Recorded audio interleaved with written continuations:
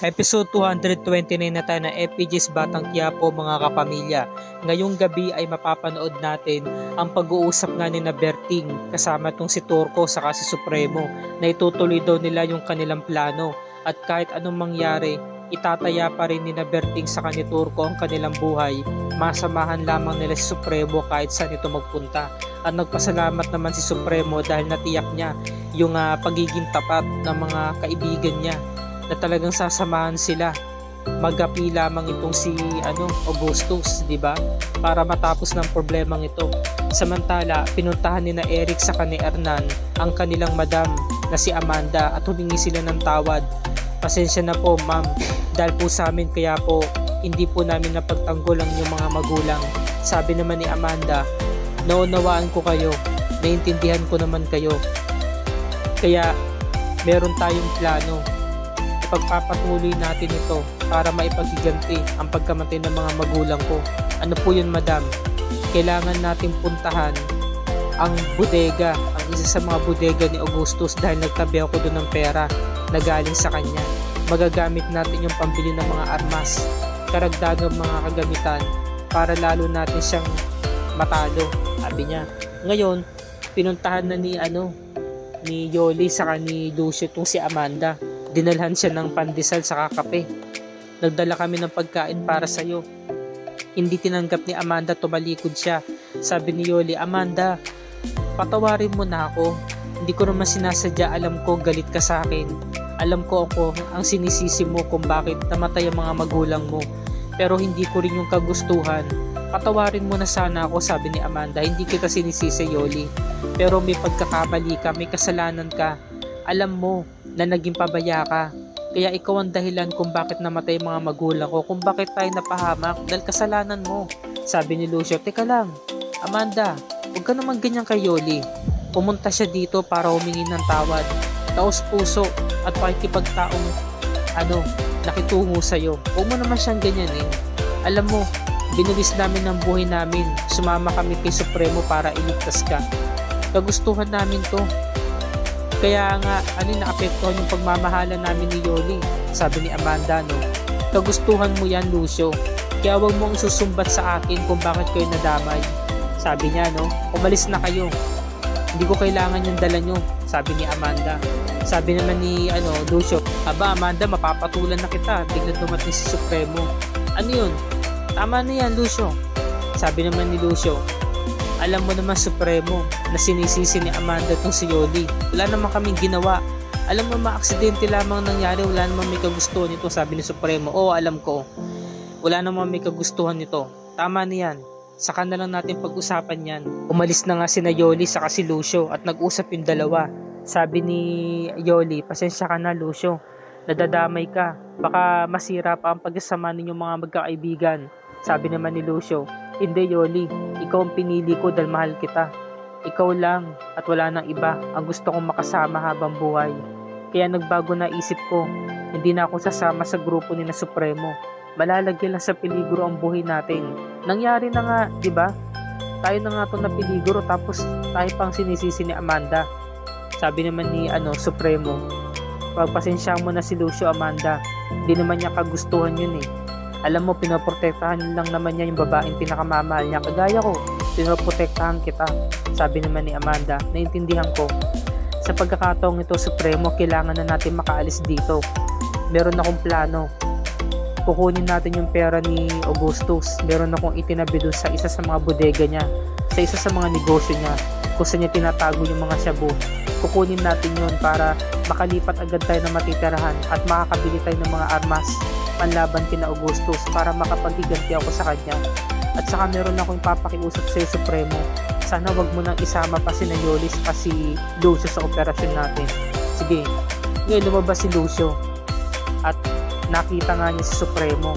Umiinom siya mag-isa. Sabi ni Supremo, Lucio, baka po pwede maayos pa natin ito.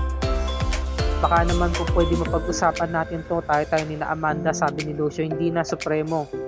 Alam mo, binuwis namin ang buhay namin makasama ka. Ginawa namin yung kagustuhan namin yun. Nakita mo naman napahamak si Yoli. Yun man lang sana naisip sana yun ni Amanda. Pero hindi, sinisisi pa niya si Yoli. Napahamak na nga't lahat-lahat. Sa kanya pa rin ang sisi. Kami ba, Lucio, inaalala mo ba kami? Kung ano ang magiging lagay ng buhay namin kapag sumama kami sa'yo? Si Turco, si Berting, isama na natin yun, pati si Ben. Si Ben, nakapatay na ng tao yun. O, ano yung kinabagsak niya ngayon? May magagawa ka ba, Supremo? Sabi ni Lucio, no? Wala kang nga nagawa sa amin. Kaya ngayon, tatapusin ko na to. Hindi na kami sasama sa inyo, sabi ni Lucio. Pinakasan niya na, no? At nagulat din si Supremo, hindi naman niya to kagustuhan na mangyari, na magkasira sila. At may nagkawatak-watak na nga sila. Kaya naman sabi nga ni Lucio, siya na raw ang gagawa ng paraan. Lalayo na nga sila. At eto na, inamin na nga ni Lucio kina Berting at kay Turco na titiwalag na sila. Nagulat si Turco, ba't mo naman yung gagawin? Sabi naman ni Berting, bigla-biglaan naman yata yung Lucio. Baka naman pwede natin mapag-usapan yan kasama si Amanda. Sabi naman ni Yoli, kasi pinuntahan namin kanina umaga si Amanda, pinagtabuyan kami at ayaw kaming makita. Humingi na nga kami ng tawad Sabi ni Berting, baka naman pwede natin mapag-usapan to. Biglaan naman ang desisyon nyo, sabi naman ni Lucio. Basta, malalagay lang sa peligro ang buhay namin. Kaya gusto pa namin iligtas sa mga buhay namin, kaya aalis na kami. Nag-walkout na si Lucio. Pinigilan ni Turco. Samantala, lumabas itong si Supremo para kausapin nga yung dalawa, si Turco sa si Berting, para sabihin yung pinaplano nga nila. Gusto ko yung isama bilang mga lookout. At kaming apat ni na Eric, Hernan at ni Amanda, papasok kami sa bodega ni Augustus. Kukunin lang natin yung pera. Magagamit natin yung malaking tulong yung pambili ng mga armas at para makalipat na rin tayo. At isa pa, nakiusap si Amanda na kung maaari wag nang isama si Yoli saka si Lucio sa operasyon. Pumayag naman si Berting saka si Turco. Game sila sa plano nga ni Supremo. So sabi naman ni Berting, sabihin mo lang kami, Supremo, kung kailan tayo aalis para makapaghanda kami, sabi niya. Ngayon, tinanong naman ni na Eric at Hernan si madam nila na kung ano pa nga bang gagawin doon sa bodega. Kung maaari, wag na sanang sunugin kasi mapapakinabangan pa rin yung mga shabu doon. Pwede pa nga na maibenta yung pandagdag sa kita nila. Sabi naman ni Hernan, meron pa rin siyang mga contact sa dati nilang mga kliyente. Sabi naman ni Amanda, alam ko ang mga pinaplano ninyo, salamat sa inyo, pero hindi kasi gugustuhin ni Supremo na magbenta tayo ng mga shabu.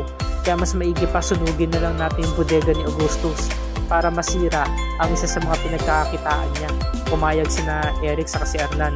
Copy po, madam, sabi nila. Ngayon, ito namang si Roda, nag-iingay na naman kasi nga late na sila nagbukas ng tindahan. Tahimik lang sina Marites, Noy, saka si Tinding. Sabi ni Roda, nag-aaral ng mga magkaka-classmate, huwag na kayong mag-alala, hindi na kayo papalayasin ni Marsing. Sabi naman ni Tindeng, bakit? Di ba nga sabi nga ni Tindeng, kapag napatunayan daw niya na nandoon si Edwin, ang gagawin sa kanya ni Marsing, papalayasin kayo dito sa tindahan sa pwesto nyo. Confirm nga, sabi sa akin ni Marsing kagabi, nakakulong nga talaga si Edwin. Sabi naman ni Marites, totoo ba talaga yan? Noy, meron ka bang alam dyan? Ba't kayo nagtitingin na ni Tindeng? Baka may alam kayo, sabi naman ni Noy. Kasi nakasalubong nga namin si Mando. Sinabi sa amin ni Mando na kasama sa operasyon niyang si Edwin sa paghuli nila. At saka bukod doon, yung tungkol nga doon nga sa narinig na may tumawag na tanggol. Kasi nga, kinumpronta nga ni Marites kung totoo ba talaga, kung kasama ba sa operasyon nila yung narinig nga nila na mayroong tanggol. So nakumpirma nga ni Tess na totoo nga sinasabi ni Rigor na meron nga talagang tanggol. Sabi naman ni Noy, oo na, meron na, pero hindi naman kumpirmado kung sino yung suspect na yun. Sabi ni Tess, ayan na naman kayo, yan. Kasi meron kayong nalalaman pero nililihim niyo sa akin. Kumpirmado nga, yung narinig nga ni Rigor na meron ng tanggol. Sabi naman ni Tinding, bakit Tess, meron ka ba maitutulong? At saka noon pa man, gusto na namin puntahan niya si Tanggol sa presinto nung hindi pa nagaganap yung operasyon. Sabi naman ni Roda, ay kita mo, nag-aaway-away itong mga Marites, itong magkakamag-anak na to. Totoo ba talaga? nasa labas si Tanggol, sabi ni Noy. Nasan ba? Alam mo ba? Sabi ni Roda, ewan ko sa'yo. Ako nga ito nagtatanong sa'yo Sabi, mga loko talaga Samantala, ito namang sina Nita saka si Marsing, napapaiyak na lamang kasi nga, susuko na nila yung mga palamuti nila.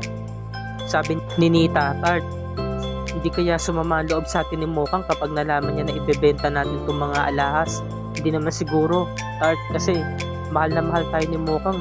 Alam mo naman yung prioridad niya ang pamilya. Tama ka, Tart. Alam mo ba kung meron mang regalo o magandang biyaya na ipinagkalob sa atin ng Diyos, siguro si Mokang na yun. Dahil mabuti siyang anak, mabait siya. Naging mabuti siya, sabi naman ni Marsing.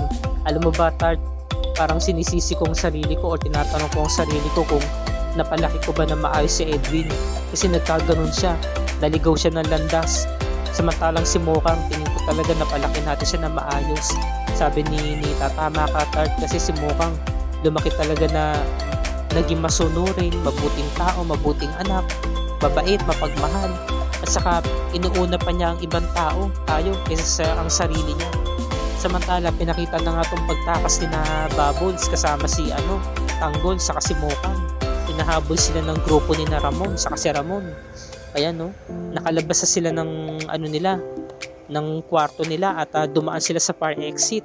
So, tatakas na sila, ngunit ang dami mga tauhan ni Ramon. Talagang na-raid yung motel at talagang parang hindi sila nauubusan. Diba? So tatakas na sila dito, kaya kinakailangan makalabas sila ng motel na to.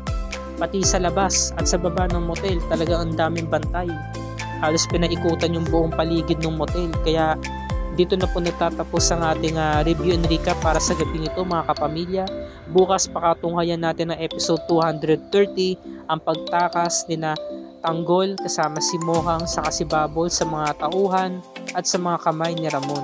Wag na wag natin palalagpasin, at kung bago ka pa lamang sa akin channel, kung maaari makahingi ako sa ng munting subscribe at i-click mo na rin ang bell icon para lagi ka updated sa mga episodes ng FTG's Batang Quiapo and other kapamilya shows tulad nito. Maraming salamat mga kapamilya, Happy New Year, Happy Viewing, and God bless us all.